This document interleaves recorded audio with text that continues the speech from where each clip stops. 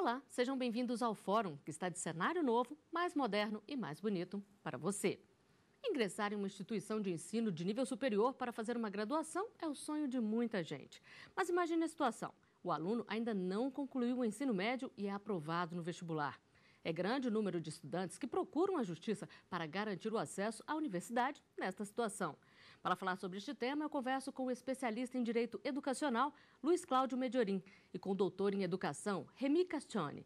Mas antes de iniciarmos nossa conversa de hoje, vamos assistir a uma reportagem produzida pela equipe da TV Justiça. Acompanhe.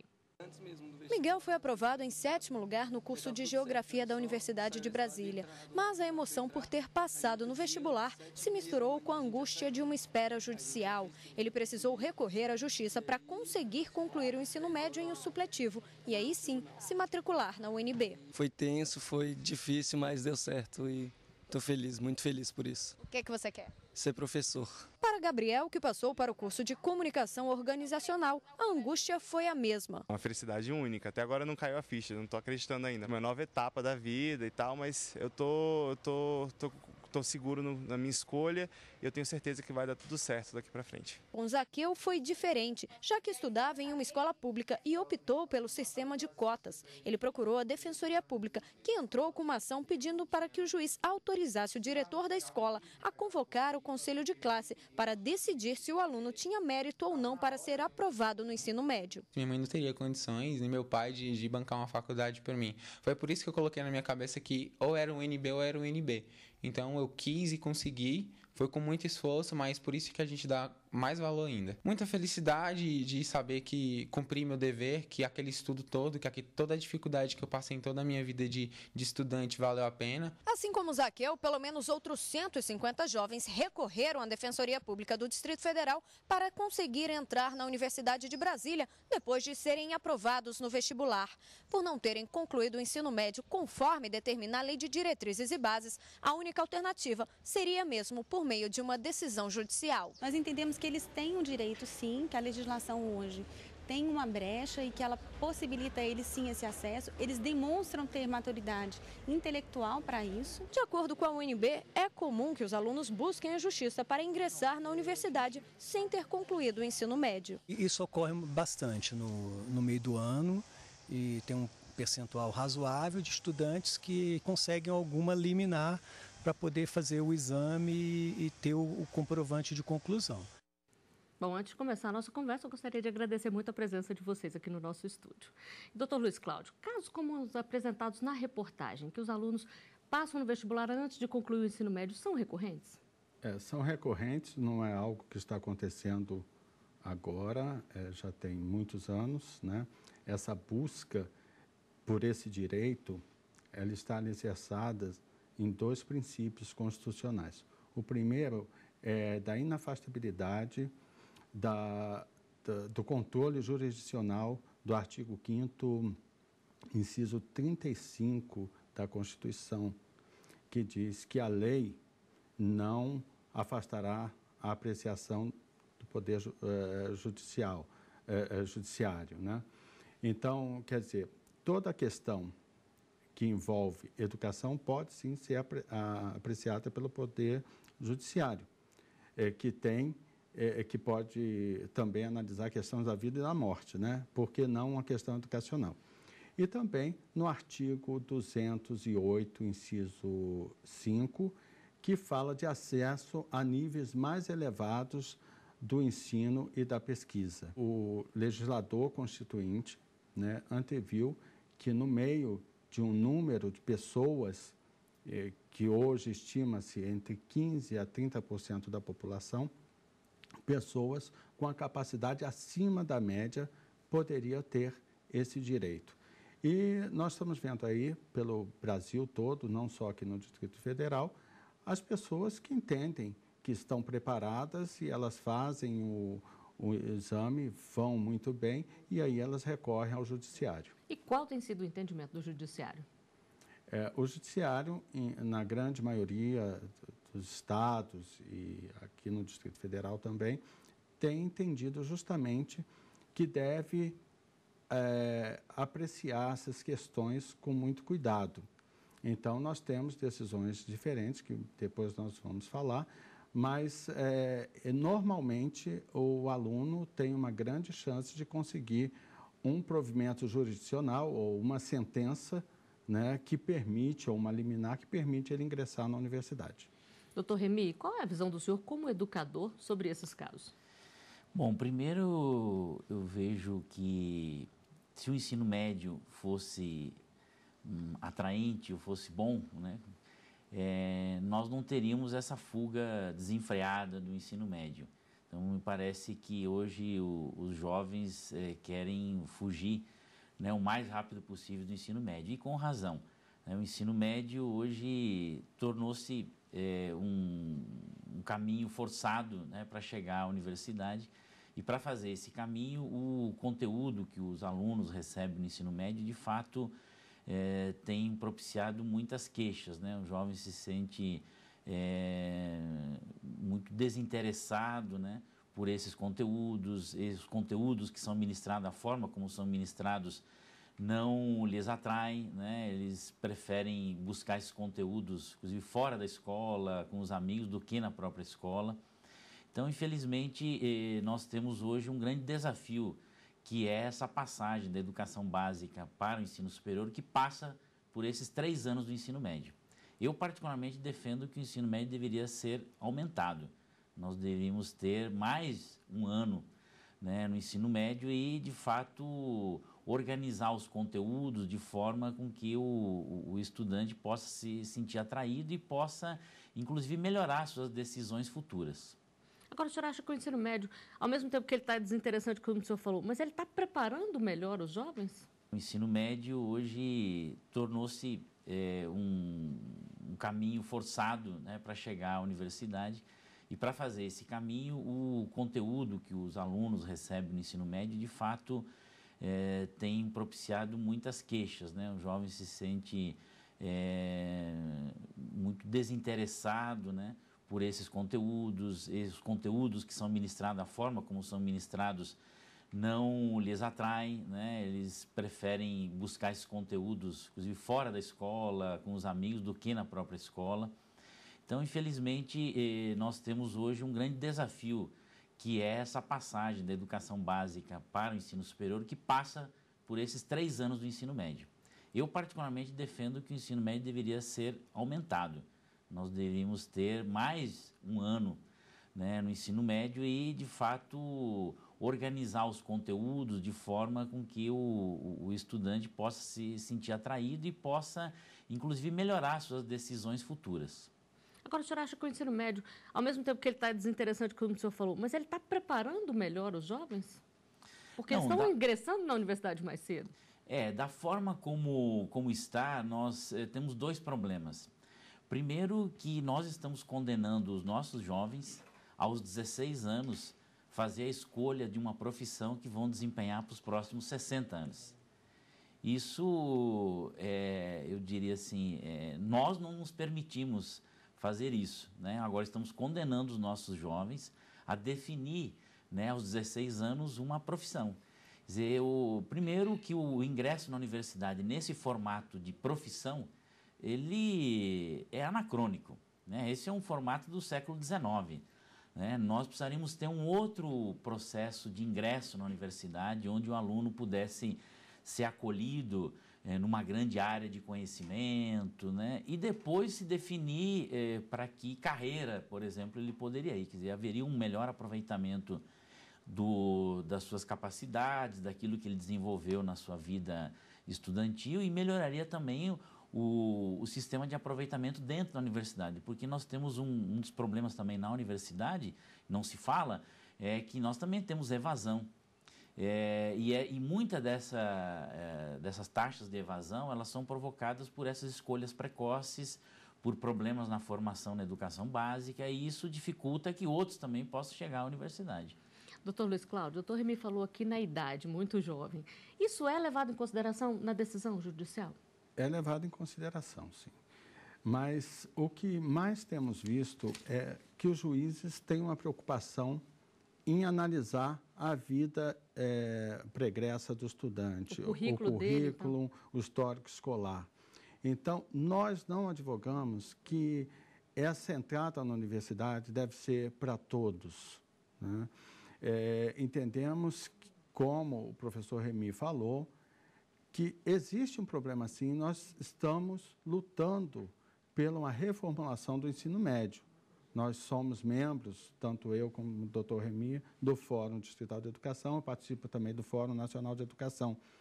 E nós vamos discutir justamente isso. E eu concordo exatamente com o professor Remy que nós precisamos alongar o tempo do ensino médio. Se queremos alunos mais preparados na universidade, é preciso que eles tenham uma contrapartida na escola. Do jeito que está, a maioria das escolas estão preparando seus alunos nos 2 primeiros anos do ensino médio e o 3º ano fica para uma revisão. Então, o que é que nós estamos fazendo com o ensino médio? O aluno consegue demonstrar, às vezes, no final do ensino médio, que ele tem capacidade. E muitos têm conseguido ir à justiça, não só no meio do 3º ano, mas no final do 2º ano, e conseguido uma liminar para ingressar. Então, realmente, a questão da idade, ela pesa um pouco na análise. Entretanto, o juiz verifica também a questão da maturidade, do cognitivo. Ele atingiu aquele nível ali. Ele conseguiu passar numa boa universidade, num curso bem concorrido. Ele tem uma média acima de 9 durante todo o ensino fundamental. Mas o Enem também é levado em consideração, a nota do Enem? Então, a questão do Enem também é uma questão que está sendo discutida, porque o Enem é certificador do ensino médio. Com 400 e poucos pontos, 400 ou 450, né, doutor Remy? Já se consegue certificar. O aluno passa bem no Enem e muitas decisões têm sido baseadas nisso aí. Aí o aluno não precisa de fazer o exame do EJA, que é a Educação dos Jovens e Adultos, o antigo supletivo. Pois é, eu queria perguntar isso, doutor Remy. Esse aluno que ele entra na faculdade por meio de uma decisão judicial, ele tem que concluir de alguma forma o ensino médio para ele continuar o curso? Bom, as universidades cumprem a decisão judicial. E o aluno, em geral, tem tido um prazo para dar prova da conclusão do ensino médio. Essa tem sido até onde nós temos registros, as informações, né? E aí o processo para a conclusão do ensino médio varia muito de caso a caso, né? Há esse expediente que o Luiz Cláudio citou, de exames específicos, ou mesmo esse que a própria reportagem mostrou, que o Conselho Escolar decidiu e outorgou o título a esse jovem que ingressou na Universidade de Brasília. Outros procuram uma outra escola que possa aceitar esses conteúdos e promover uma espécie de aceleração.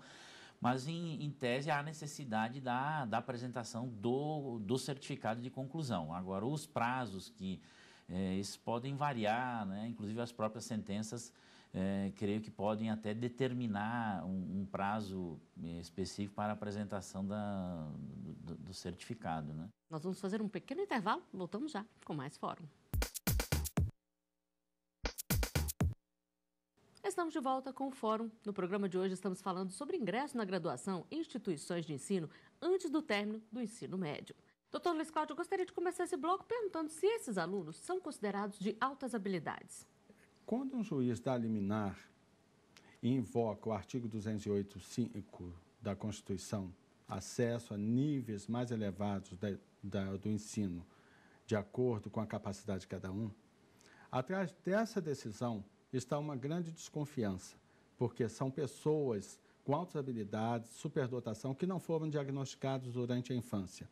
A escola muitas vezes não tem registro dessas pessoas que mantiveram uma média acima do normal, com a facilidade extrema de aprendizado. Então, realmente, nós achamos que em torno de 90% desses alunos que passam para esses vestibulares mais concorridos, mais difíceis, eles têm, sim, altas habilidades e podem ter altas habilidades de superdotação. Então, são pessoas com necessidades especiais de aprendizado. Logo, precisa de uma proteção do Estado, porque senão nós vamos perder mentes brilhantes. Agora, se isso vira rotina dos alunos entrarem na universidade antes do tempo certo, o senhor acha que eles estão perdendo parte do amadurecimento? Olha, é importante nós recolocarmos novamente o ensino médio no centro da questão. Eu acho que é importante para essa fase, né, do ensino médio ser cumprida de forma adequada, até porque são esses jovens que vão nos liderar no futuro, serão os próximos presidentes da República, os próximos ministros, ministros do Supremo, do Tribunal de Justiça, assim por diante. Então, o ensino médio deveria, inclusive, propiciar a descoberta dessas vocações, né? Para que nós tivéssemos no futuro decisões mais acertadas. Então, eu acho que é importante que eles cumpram na forma como estipulado ou com base também nessas discussões que nós estamos iniciando, né? Quer dizer, nós temos que ampliar o ensino médio. O ensino médio é só para preparar para o vestibular, ele cumpre que outras funções? Acho que essa é a grande questão colocada. Tenho certeza que o ensino médio, se fosse o melhor dos mundos, não haveria essa quantidade de gente querendo sair desesperadamente do ensino médio. Existe uma diferença no tratamento entre os estados também? As decisões judiciais têm sido diferenciadas.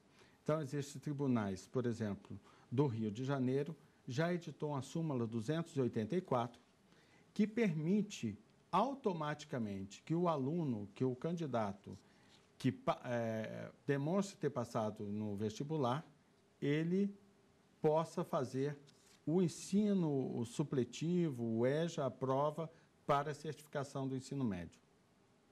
Já o TJ de Pernambuco foi em sentido contrário.